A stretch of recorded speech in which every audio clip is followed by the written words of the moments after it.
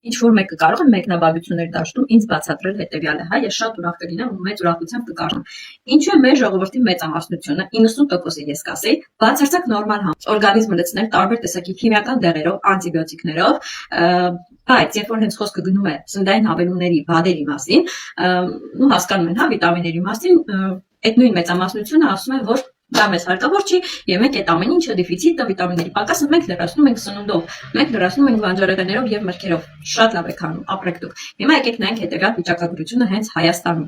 Հայաստանում բնակչության շատ քիչ տոկոսը, չնչին տոկոսն է, որ նոր սկսել է կանոնավոր այդ բադերի ընդունումը, վիտամինների ընդունումը, հա։ Դրա համար էլ ցավոք սրտի սրտանոթային խնդիրները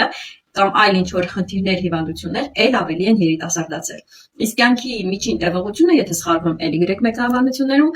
մոտ 60-ից մինչև 75 տարեկան է, դա միջինն եմ ասում, կամ չգիտեմ, քիչ էս կոմենքում։ Այն դեպքում, երբ Ճապոնիան եկեք նայեք, այնտեղ բադերի ընդունումը օրենսդրական մակարդակի վրա է։ Եվ այնտեղ մարդկանց կյանքի տևողությունը 80+-ից հետո է, էլի, շատ երկար են մարդիկ ապրում։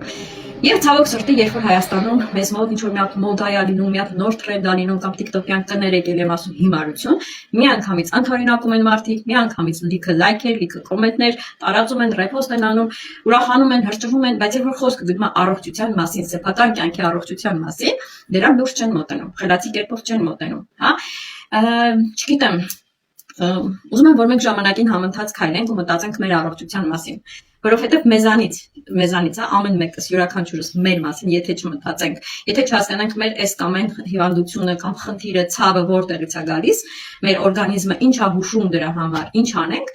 ոչ մեկ չի գա մեզ հուշի, ոչ մեկ մեզ ճիշտ ինչ որտեղ ուղղությունը ցույց չի տա, մենք դա պետք է զգանք։ Գրառում եմ թողել, անպայման կարդացեք, հուսով եմ, որ այս իմ ասելիքը ինչ որ sense